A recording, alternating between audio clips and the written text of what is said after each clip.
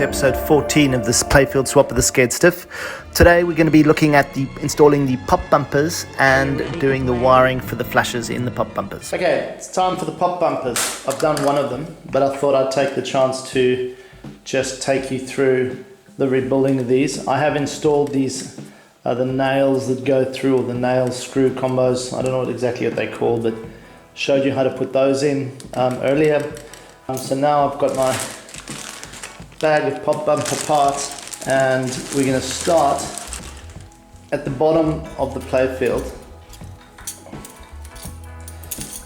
The bracket's been installed with the yoke, plunge, everything's done. Okay, so all we need to do now is to do the top side. So if we look at this, we're going to start off by installing we put the base in first. So when you put the base in, you make sure that the piece that's flat is where the holes are that are flat. You can see that's where the wood screws go in, and those two are where the leads go through all the way, and that these indentations on this side and this side match up with the big holes. And you'll see why this is important in a second. Then goes your spring, then your skirt. Okay? And your skirt should fit so that, again, the big hole matches the big hole in the wood that goes through. So the outermost holes here fit there. Now comes your base, and you'll see that there's a bit that protrudes, and the small protrusions go into these holes here that are sticking up, and the big protrusions go into where it was flat, where the wood screw goes, and you'll see that it actually kind of fits in and sits snugly in there. And you'll notice that these holes now fit down there. The next thing in my bag I need to get out are the screws. There's generally two types of screws. You've got the smaller screw that goes on the top of the cap, and then the larger screw which actually goes into the playfield. So you get two of the larger screws. Those screw into the bigger holes in the side here. Okay. Let me get this up a little bit out of the way. Okay. And again, you're not looking to screw this in too tight. You'll feel when it just feels right. Second screw goes in.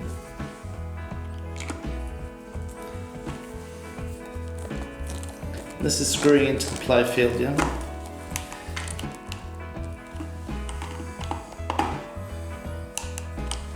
Okay, nice and firm, and the skirt fits nicely on that. So now you need to get your lamp holder out, and this goes into the other set of holes that go down the side. Okay?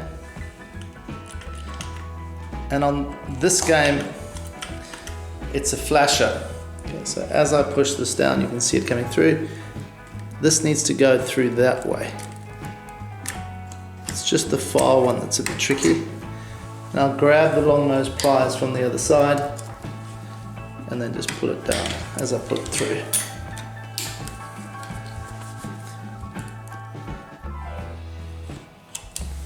And it's a little bit fragile, so you have to be a bit careful. Okay, so now the light's in, pushed all the way down. So the last thing you want to put in before you put the cap is the ring, and the ring should slip through nicely like that. And you've got to align it at the bottom. You can do that afterwards, but once you've got your skirt, your ring on, just going to push the ball away. You're going to get your cap on. This one's in 2 bits. And that goes. Then you want to try and find so you can line up the holes. Screw this into the base. Again, before you make it too tight, get both threaded in. Okay, that's one. That's two, and that's on nicely. Now we need to do what we need to do at the bottom. So over it goes. Okay, so this is the one that we've got. So the little ring hasn't quite fed into the yolks on the other side. Now you can see that I've managed to feed that in. So on goes the washer.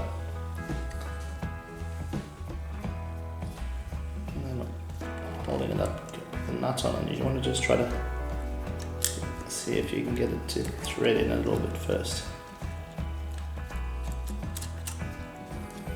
Okay, got the first bit in.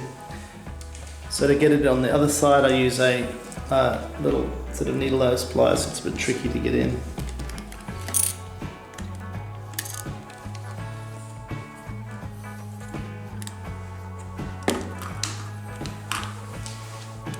So then just with a bit fiddly to start with. To get it started is a bit tough.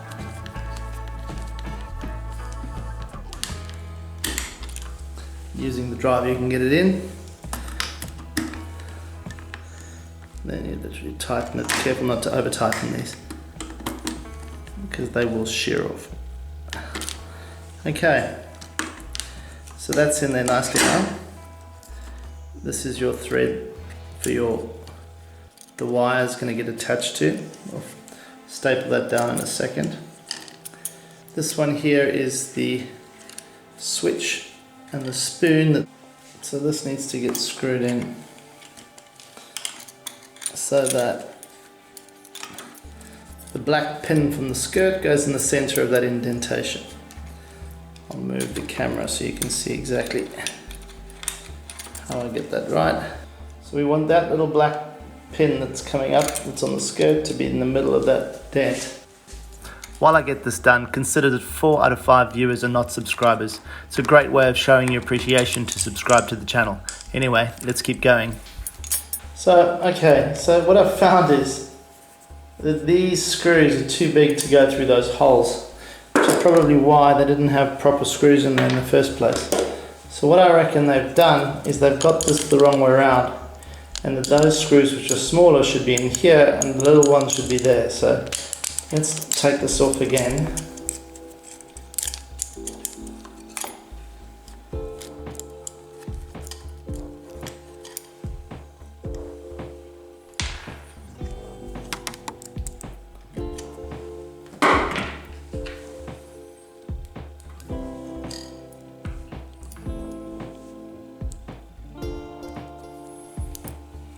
Okay, so we've got much bigger holes on the bottom now.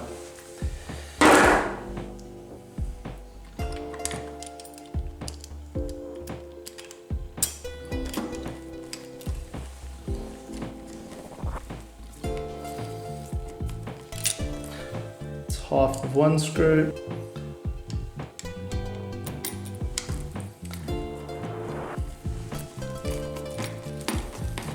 So I'm going to tighten it just a little bit so it's sitting flush but can still move.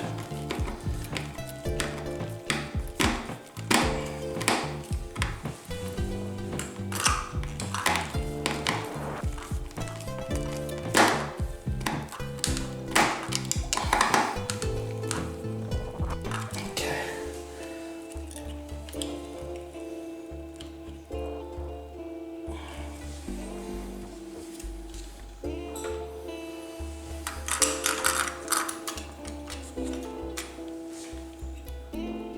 Now what you want to do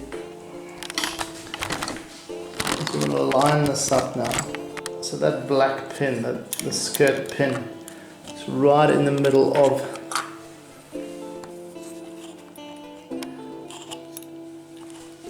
as much in the middle as you can. And then once we've lined it up, we can just tighten these screws in.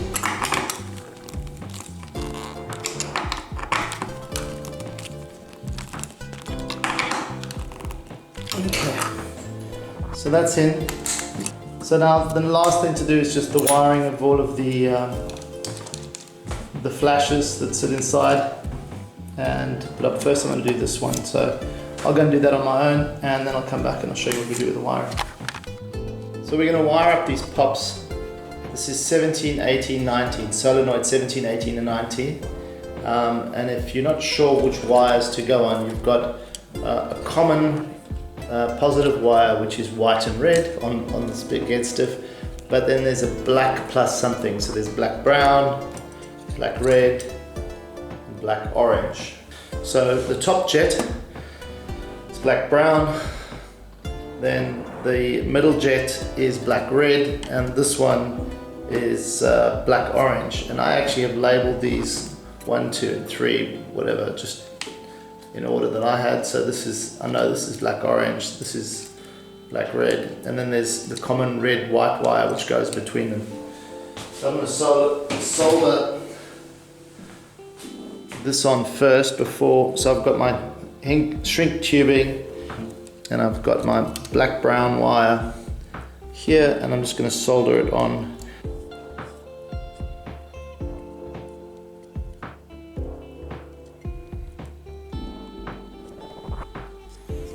Okay, let's retin this black brown wire.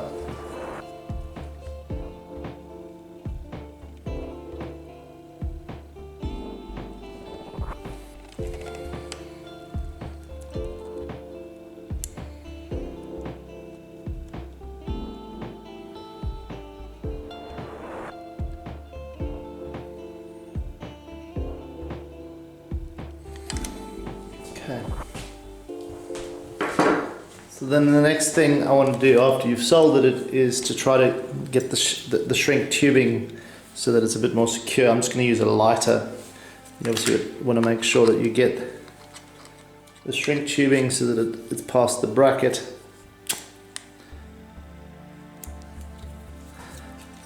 You're just trying to stop the shrink tubing from moving, basically.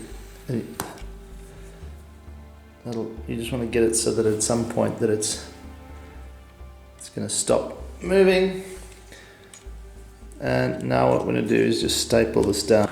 I went out and bought this staple gun. It's an Arrow JT 21 centimeters. If I can find it online, I'll put a link. And then I've got these JT 21, which is the size, the width of the staple, and I got them 8 millimeters deep, which is 5/16 roughly. So those are in. I've never stapled a Playfield before. Let me see, let's get this wire loom a little out of the way so I can get access to it. Get that a little bit to the side. And then let's go in from here. Literally, it's not that. Line it up in the middle.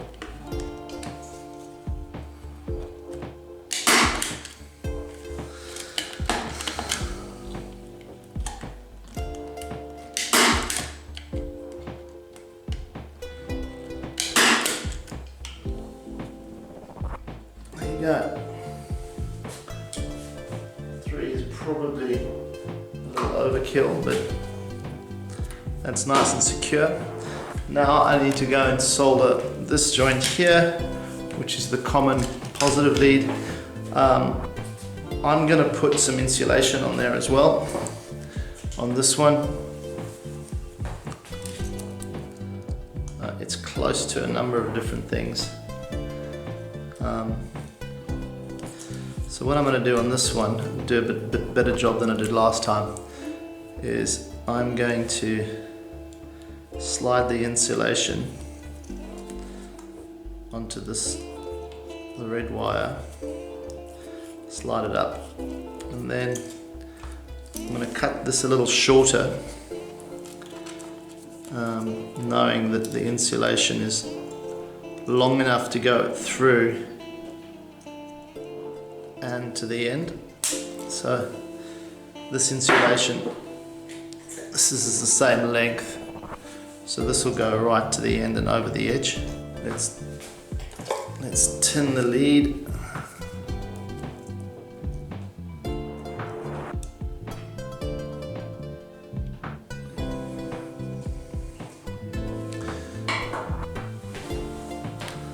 Let's have a look at these two now. Because these are daisy chained, it's a little trickier because you're going to have 2 wires together.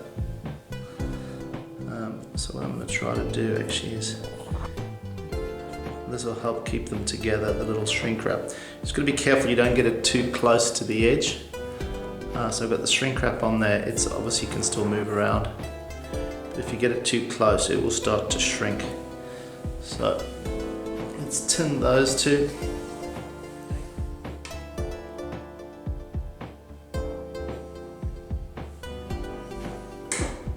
And let's check that we have not tangled the wires before we, yeah, that's very good. Oh, these can go back in their spot.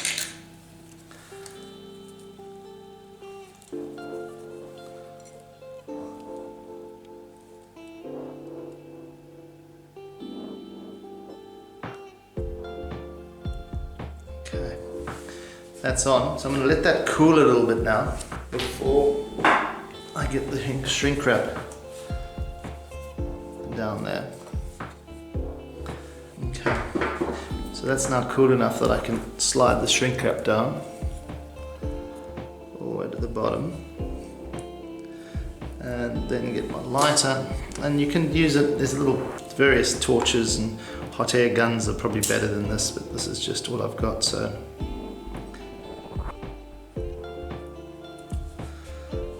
And that'll do it. Doesn't need to be, you know, shrunk perfectly all the way to the end. You're just looking to stop it from being able to have a quick, easy short. So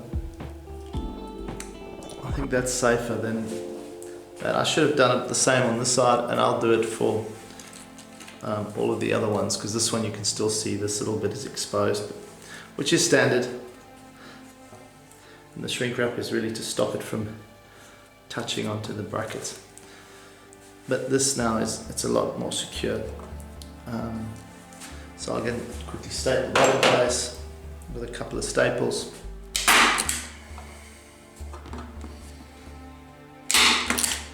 Okay, I'm going to redo that one. Redo the first one because I've stapled it over the